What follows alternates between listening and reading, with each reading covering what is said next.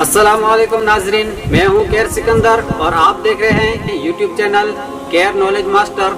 ناظرین، ویڈیو شروع کرنے سے پہلے آپ سے گزارش ہے، اگر آپ چینل پر نئے ہو تو چینل ضرور سبسکرائب کر دیں اور ساتھ میں بیل آئیکن بھی دبا دیں تاکہ آنے والے ہر ویڈیو کی نوٹیفیکیشن آپ تک پہنچاتے رہیں۔ آئیے دیکھتے ہیں ویڈیو۔ ناظرین، فرعون نے حضرت موسیٰ علیہ السلام اور آپ کی قوم بنی اسرائیل پر بہت مظالم ڈھائے تھے۔ فرعون دراصل اس وقت کے بادشاہوں کا لقب تھا، یعنی جو بھی بادشاہ بنتا تھا اسے فرعون کہا جاتا تھا۔ ڈاکٹر موریس بوپایو کی تحقیق کے مطابق بنی اسرائیل پر ظلم و ستم کرنے والے فرعون کا نام رمسیس تھا۔ رمسیس کے موت کے بعد اس کا جانشین مرہم فتح مقرر ہوا۔ اسی کے دور حکومت میں اللہ تعالیٰ نے حضرت موسیٰ علیہ السلام کو بنی اسرائیل سمیت مصر چھوڑنے کا حکم دیا۔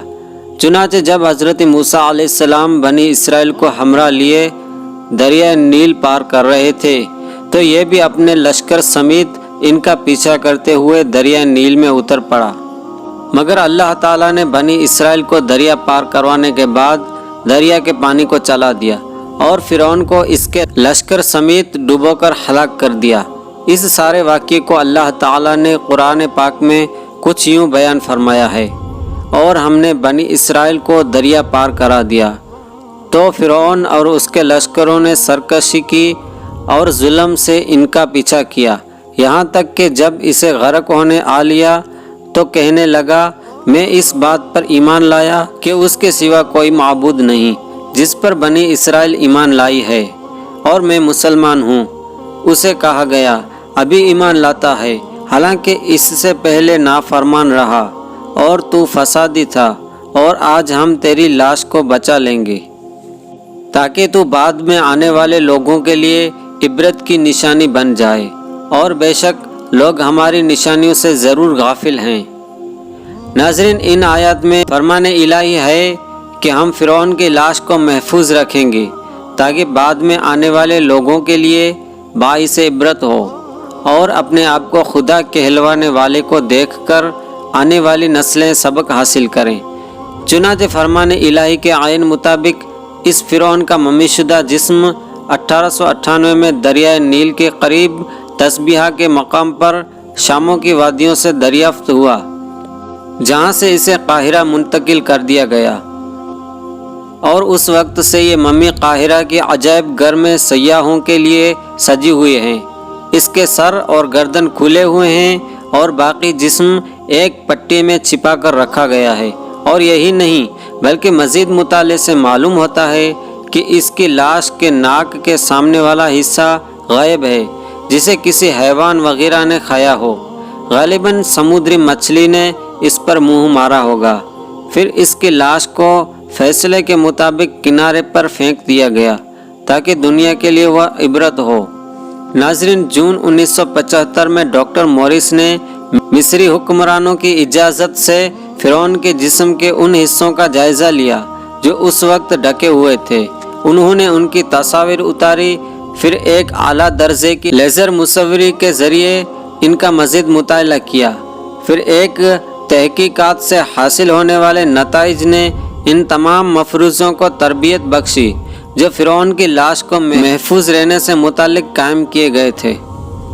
دوستو، ان تحقیقات کے نتائج کے مطابق فرعون کی لاش زیادہ عرصے تک پانی میں نہیں رہی تھی۔ اگر فرعون کی لاش کچھ اور مدت تک پانی میں ڈوبی رہتی تو اس کی لاش خراب ہو سکتی تھی، حتیٰ کہ اگر پانی کے باہر بھی غیر موت شدہ حالت میں ایک لمبے عرصے تک پڑی رہتی تو بھی یہ محفوظ نہ رہتی۔ خیر، اس کے علاوہ ان معلومات کے اصولوں کے لیے بھی کوشش جاری رکھی گئی کہ اس کی لاش موت کے پانی میں ڈوبنے کی وجہ سے ہوئی تھی یا کوئی اور وجوہات بھی تھی۔ چنانچہ مزید تحقیقات کے لیے لاش کو پیرس لے جایا گیا اور وہاں کی لیگل آئیڈینٹیفیکیشن لیبارٹری کے مینیجر ڈاکٹر اسکاٹی نے مشاہدات کے بعد بتایا کہ اس لاش کی فوری موت کا سبب وہ شدید چوٹ تھی جو اس کی کھوپڑی کے سامنے والے حصے میں پہنچی، کیونکہ اس کی کھوپڑی کے محراب والے حصے میں کافی خلا موجود ہے، اور یہ تمام تحقیقات آسمانی کتاب میں بیان کردہ فرعون کے ڈوب کر مرنے کے واقعے کی تصدیق کرتی ہے کہ جس میں بتایا گیا ہے کہ فرعون کو دریا کے موجوں نے اپنی چپیٹ میں لے لیا تھا۔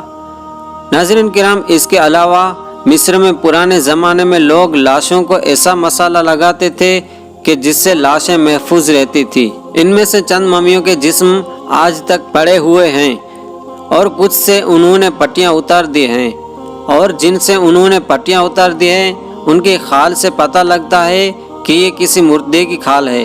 لیکن ان تمام ممیوں میں سے فرعون وہ واحد شخص ہے جس کی لاش پر گوشت تر و تازہ ہے۔ واللہ عالم سچ ہے یا جھوٹ۔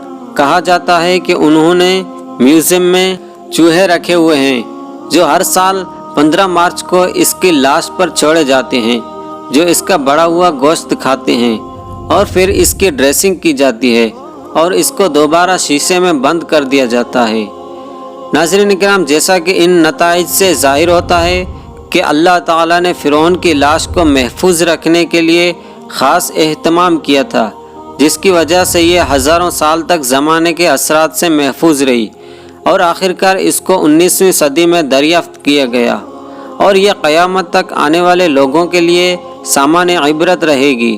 مزید یہ کہ اللہ تعالیٰ کا فرمان ہے کہ ہم فرعون کی لاش کو سامان عبرت کے لیے محفوظ کر لیں گے، لہٰذا ہمیں بھی غرور اور تکبر سے بچنا چاہیے، کیونکہ یہ سب فرعونی صفات ہیں۔ اگر ویڈیو پسند آیا ہو تو ویڈیو کو لائک کریں، شیئر کریں۔